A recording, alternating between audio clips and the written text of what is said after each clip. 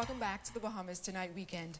A busy day in the port of Nassau as several cruise ships were docked in harbor, providing thousands of visitors the opportunity to explore what downtown Nassau has to offer. Cruise ship passengers also got the opportunity to tour various sites and points of interest, and even dine in local restaurants and shop in the modern straw market.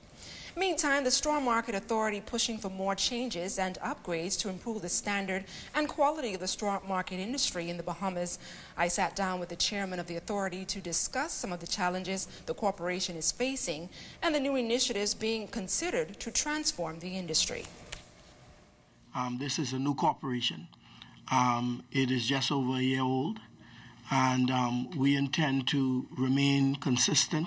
With this focus and strong leadership quality, Chairman of the Straw Market Authority, Ron Pinder, believes the industry will be taken to the next level. Although the corporation is in its infancy stage, Pinder says to get there, some environmental issues must be addressed first. When you have thousands of persons using your facility on a given basis, particularly the Bay Street Market, because we house the only public restroom facilities downtown. And so it requires constant monitoring. It requires constant maintenance. Apart from that, Pinder says merging all 700-plus straw vendors under one umbrella is still a work in progress. The markets at Fort Fincastle and the craft center at Paradise Island. Those are the two remaining straw and craft centers on the island of New Providence that need to be phased in under the jurisdiction of the Straw Market Authority.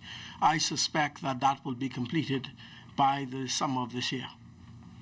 But that's not all, though. Pinder says becoming self-sufficient and creating hotspots as well as new ideas to attract more visitors into the market centers throughout the capital are among the new initiatives. We are in the process of bringing internet connection to all of our existing markets so as to afford vendors the opportunity to complete purchases by way of credit cards, as well as we want to boost our patron population as they visit and transit the various markets.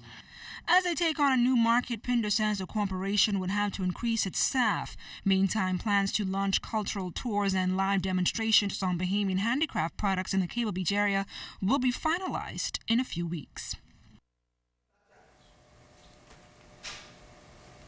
A slow turnout at this year's 21st Annual Red Cross Fair due to inclement weather conditions, but organizers say despite the curveball, they are making the best of it.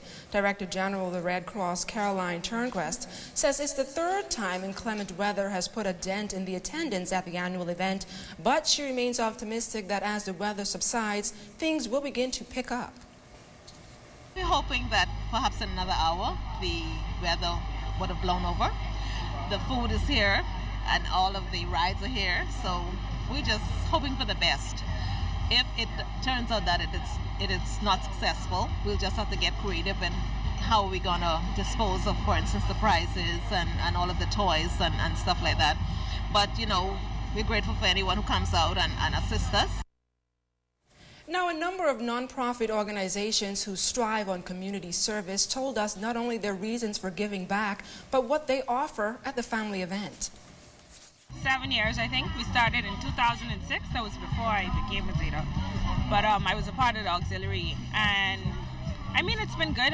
We usually get a good response to the products that we sell, you know, so we do a good job with donating the funds to the Red Cross. I mean, this year is kind of obviously an off year because of the weather, but we usually have a good turnout, so hopefully if the weather clears up, we'll get more people to come out, and if not, then there's always next year. What we do at the Red Cross, we sell sodas and waters, and we have been done it for the past years. We donate the sodas, and we donate our time and also everything. We make all the proceeds go towards the Red Cross and have assistance that they need with the Red Cross.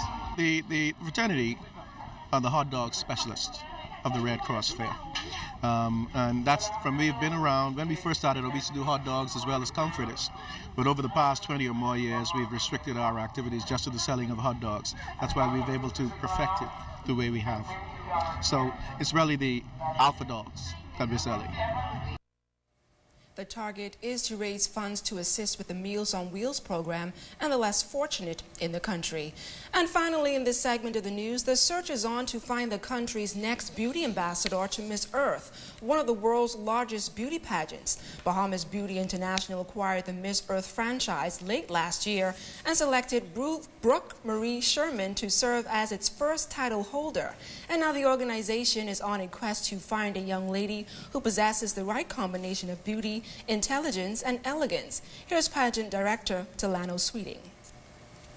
This Sunday, March 3rd, will be our last screening and informational for girls in Nassau, and then we have one more in Grand Bahama, which will be March 9th. The type of girl I'm looking for is one that encompasses the total package. She is articulate, she has a presence, she has a sense of self, she's very, very I would say confident, but with a good balance of humility.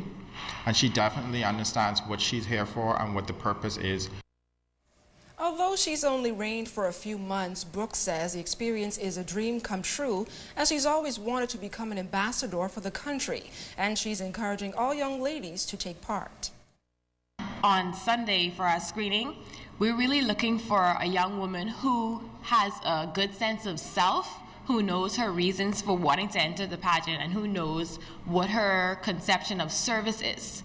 It's really an opportunity for her to give back through service, and pageantry is just the vehicle that drives service. And so if you want to further develop into the young woman you're supposed to be, give it a chance. You know, it'll help you to develop in many areas, of course, physically, spiritually, and I believe intellectually as well. So it's a stellar opportunity, and one should seize it. Now, once again, the informational will take place tomorrow at 4 p.m. at Mario's Bowling and Entertainment Complex. The Miss Earth Bahamas pageant is slated for June. Don't you move. Sports is up next with Julian Gibson.